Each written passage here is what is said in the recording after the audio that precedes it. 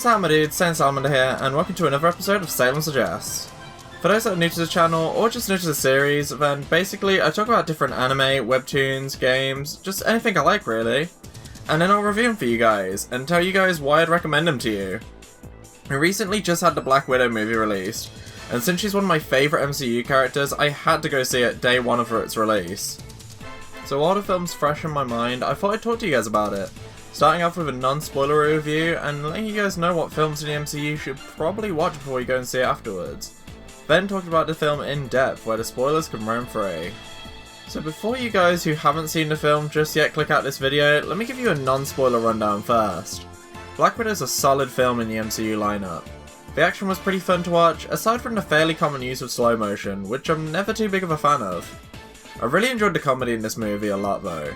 The back and forth banter between Natasha and Yelena was great and made me really enjoy this new character and dynamic we've been introduced to. And there were some really funny moments between the rest of the main cast as well. The plot for the film was pretty good too. It was really easy to follow, which is something my single digits IQ brain very much appreciated. But that may mean the film might be a bit more predictable for you more intellectual beings right there. Another thing is that I don't think the film really helped develop Natasha's character in any way. We do hear little bits and pieces of her backstory throughout the film, but that's about it. It's just Natasha being Natasha. To be honest, I think it's kind of hard to develop a character more in a prequel film like this. Since if you develop the character too much, it may seem like they've taken a step back when you watch one of the films set after this. My main issue with the film is that I really wish we got this sooner. I'll delve more into the story reasons why later on, but I feel like while I was really excited for this film's release, not too many people that I know particularly cared for this film. I can understand why if you never cared for the character, it's not particularly a necessary film to watch.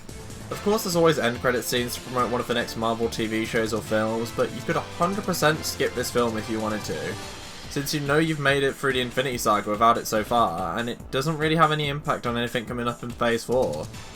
I do really hope we can see more Black Widow though. Even if it's more movies or TV shows just like these, where it doesn't affect any of the new phases and are just kind of her own thing. I just want the character to stay in the spotlight just for a little bit longer. Now before I go into the heavy spoilers for the film, I figured I'd just let you guys know what films that you should watch before Black Widow, and where this film fits in the timeline. So if you already watched all the MCU films and you want to go into the film blind without watching anything, you may want to pause the video here and come back after you've seen it.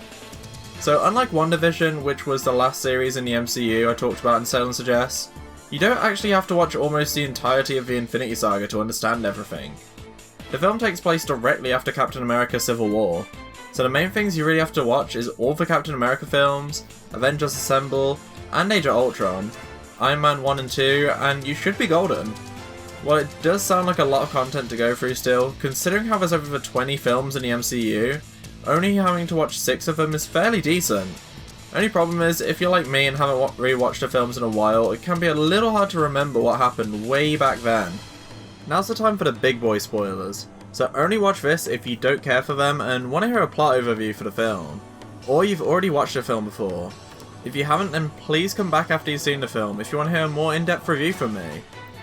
I'm going to assume that everyone who wanted to leave has left already, and then kick things off with the spoilers. There's a little bit of a slow start for the film, as it goes into Natasha's backstory a little bit, showing her living with her family, which kind of acts as a way to introduce the main cast 20ish years prior to when the movie takes place. We even got intro credits after the opening cutscene, which I think is a first for an MCU film.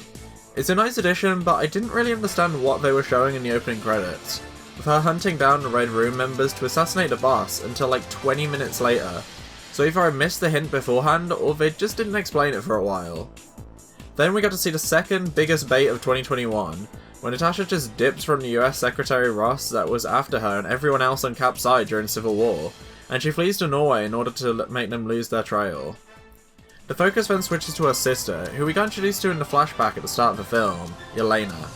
She's still a member of the Widows that work for Dreykov, the guy who runs the Red Room that trains all the Black Widows.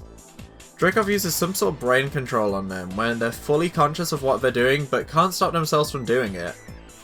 Thanks to an older widow, Yelena managed to break free from the mind control, and sent the antidote she'd just received to Natasha in hopes that she'd help her stop Dreykov. After Natasha finds the antidotes she's been given to, she gets attacked by a villain named Taskmaster in order to receive them. who I'll talk a little bit more about later on. Natasha makes it to Yelena, who's currently in Budapest.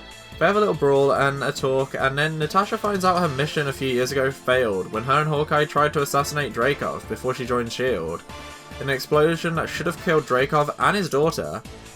It's kinda nice though that they meet up in Budapest, since it's a place that's been occasionally mentioned throughout the MCU by Natasha and Hawkeye. And now we finally find out that it was a mission the two of them took part in, which was the one to kill Dreykov. And after they thought the mission was successful, they had to be on the run and hide in Budapest for 10 days.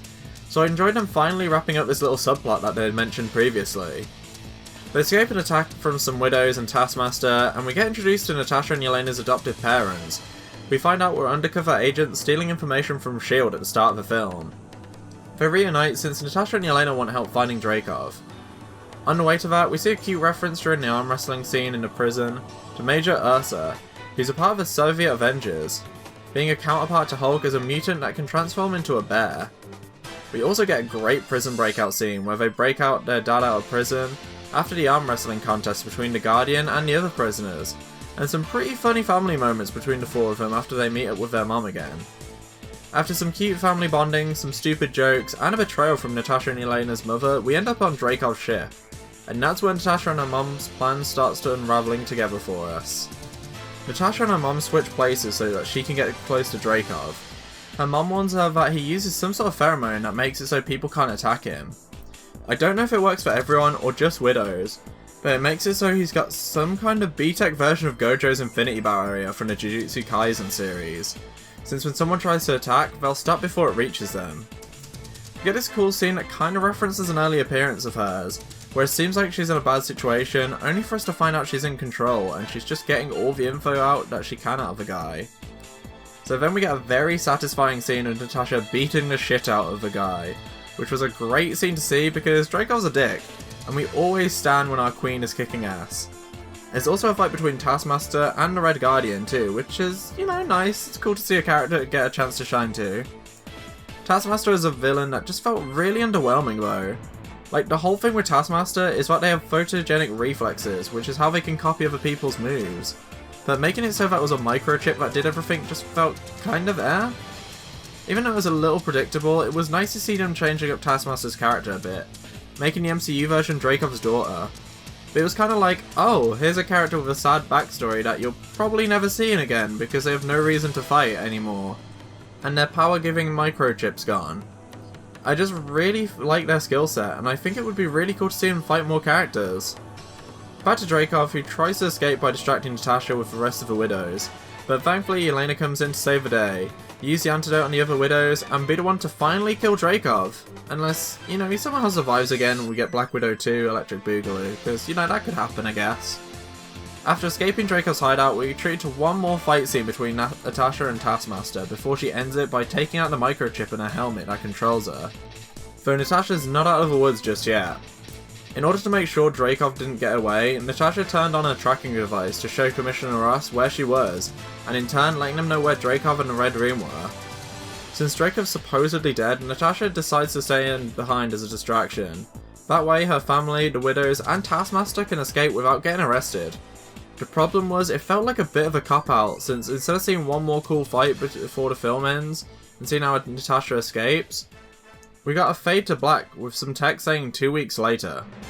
Supposedly, we're supposed to get an Iron Man cameo during this scene here, where he'd appear with Ross to help capture Black Widow, which would have been nice, but whether he appeared or not, I just really wanted to see some action at the end, instead of just skipping 2 weeks and ending the film. After the 2-week time skip, we find out Natasha plans to break out all the heroes he lost in Civil War and are currently in prison, like Scarlet Witch, Hawkeye, etc. And honestly, I'd love to see a film where Natasha and Captain America just go bust everyone out. I doubt we're going to ever get that though, since Cap's contract for the MCU's run out, and I don't think we'll be seeing him in a film or TV series in the future. Would have just loved to see this as a TV show or movie before Infinity War came out. Finally, we have the post-credit scene. Oddly, we only have one this time instead of the usual 2 we get, with one being more comical and the other one being some sort of preview for another Marvel film or series. The post-credit scene is set a little bit after Endgame, with Yelena visiting Natasha's grave. She does this little whistle thing that she used to communicate with each other as a kid, and I think I can speak for a lot of people when I say everyone really wanted Natasha to whistle back here, and somehow reveal that she's alive. Instead we got Val, who you might recognise from The Falcon and the Winter Soldier. We don't know much about her yet in the MCU, but we think she's setting up the Thunderbolts or the Dark Avengers. We've already had US Agent get introduced in Falcon and Winter Soldier, and now it seems like Yelena will become the new Black Widow counterpart. Val is manipulating Yelena into thinking that Hawkeye was the one that killed Natasha, so my theory is that Yelena's going to be the main villain of Hawkeye. She'll possibly kill Hawkeye or just put him out of commission, allowing his daughter to become Echo. Whatever happens, I think Yelena will find out what really happened to Natasha at the end of Hawkeye, and become a double agent for S.H.I.E.L.D., entering the Thunderbolts and feeding back information to S.H.I.E.L.D. on what's going on. Overall though, it was a solid film, that's main drawback is just not releasing sooner. I think if this came out right after Civil War, it would have been a lot easier to add cameos from Captain America and Iron Man, and possibly make a sequel or two. I would love to see a film where Cap and Natasha go around breaking the other heroes that got locked up after Civil War from their confinement, which would have taken place right before Infinity War. And then maybe another film featuring Yelena, which could have been released now instead of this one. And we would have had her freeing all the other widows, and eventually set up her appearance in Hawkeye. I doubt we'd get that with Chris Evans' contract ending, but maybe we could at least get a Black Widow origin story film or TV show? Please, Disney? And maybe that Yelena sequel film with her freeing all the widows if you're feeling really generous. I think that's everything I gotta say about Black Widow, so I hope you enjoyed the video, my dudes. If you did, please leave a like, subscribe to see more, and leave a comment on what you thought of the film. I also have a Discord channel and a Twitch server where I play games like Kingdom Hearts, Legend of Zelda, and more live. So if you want to hang out more with the community and see me be terrible at video games, then check out the links in the description below. Also in the description is a link to Jarrett's Twitter and YouTube channel, and he's the one who edited this video.